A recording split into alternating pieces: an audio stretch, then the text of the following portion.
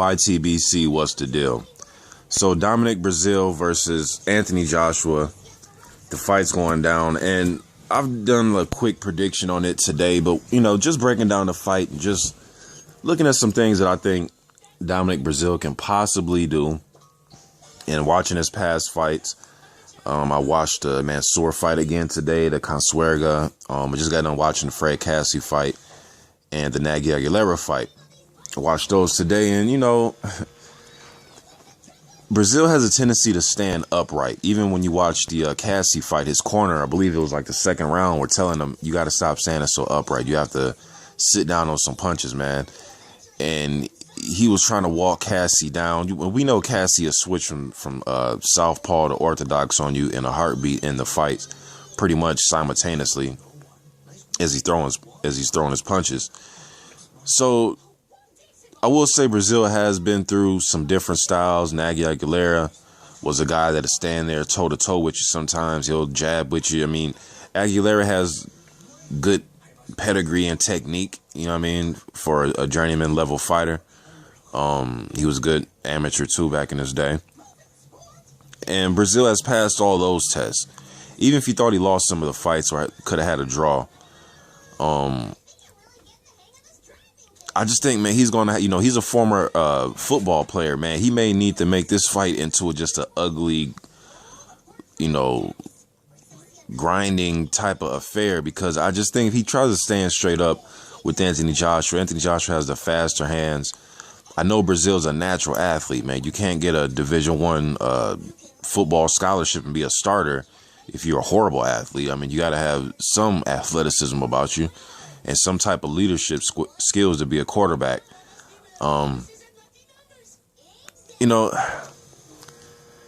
just don't see what he really can do to win this fight, man. There's nothing in his arsenal that I think that he can use to exploit Anthony Joshua.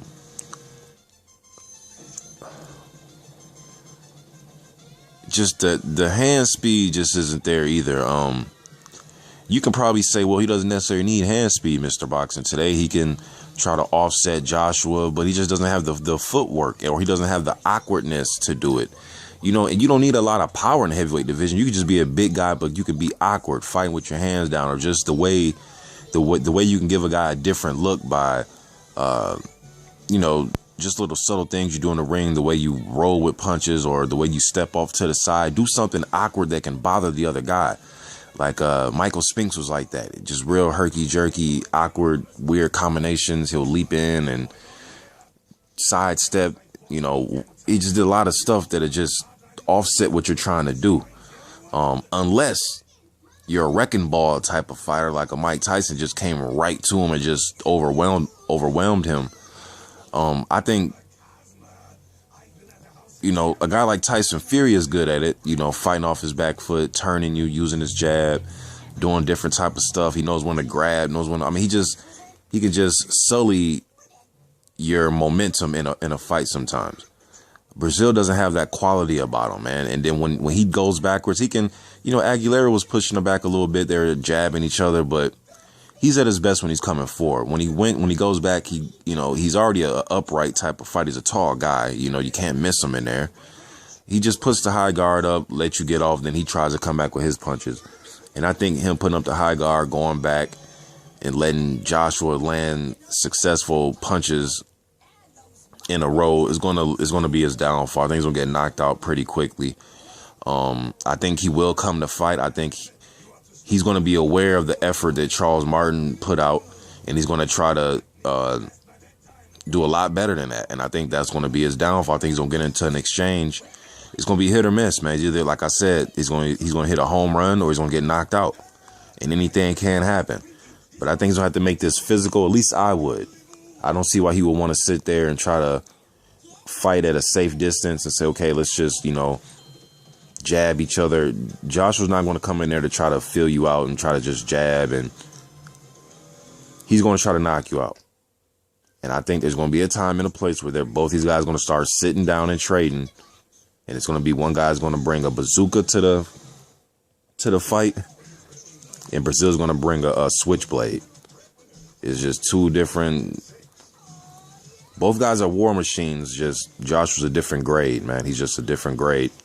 And Breazeale planning on winning this fight. He's going to have to make it ugly.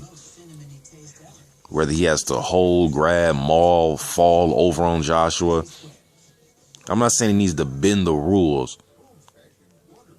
But he needs to do anything he can get away with, man. Because I just don't think a clean, straight up fight is going to work for him. He may need to do, like I said, some grabbing, some holding. Maybe he can step right to Joshua. Maybe he can surprise Joshua by stepping right to him and going taking it to him right away. Force Joshua on his back foot right away. I know it sounds crazy, but I just don't think trying to go off his back foot with the high guard and wait till Joshua gets done punching is going to work. Maybe he can drop his hands a little bit. Maybe he can make Joshua feel uncomfortable by dropping his hands and showing Joshua a different look. But I don't think Breazeale fighting with his hands down is for his best interest. A guy like Larry Holmes got away with it because he had a fast jab. You know, Tyson Fury right now at this point can do it a little bit because he's used to doing it and he can get away with it. That's just his style. I just don't see Breazeale just going in there on fight night and you know, in a few months here and just mastering this new style of just, you know, fighting with your hands down. He's going to keep a little high guard up and he's going to try to work his punches, man. It's not going to be enough. I just think once he feels the power, I do think Breazeale's going to go out really on his shield, though. I don't think he's going to get hit, go down, and try to beat the count. I don't think he's going to try to do what Charles Martin did. I think Josh is going to have to knock him unconscious. I think he's going to really have to separate Breazeale from his senses to win this fight.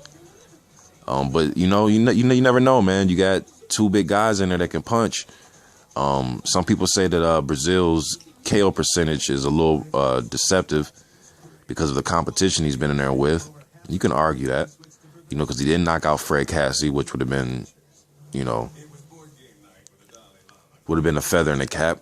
You know, I don't know, man. I'm going Anthony Joshua in this fight. I was just trying to give some different examples for Dominic Breazeale to possibly win. I think he's going to have to make it an ugly, rough fight. Play football in there. You know, you were an ex-football player, man. Although you were a quarterback, it's not like he was a linebacker or something, but just try to make it rough a little bit, man. Try to rough up Anthony Joshua. When you're clinching, try to punch him in the clinch. Just try to make him uncomfortable, because if he comes in there comfortable fighting downhill, smiling and playing to the O2 crowd, Breazeale's going to get blown out. You know, but you guys leave me some suggestions of what you think Breazeale can do in this fight to possibly win. I know a lot of people are picking Joshua, but still, man, the other guy has a chance. I mean, he does have a chance, man. So you guys leave some ideas in the comment section of what you think Breazeale can possibly do. What are some of the things he can nullify, man? So what are some of the things that he can exploit on Anthony Joshua? YTBC. I'm out.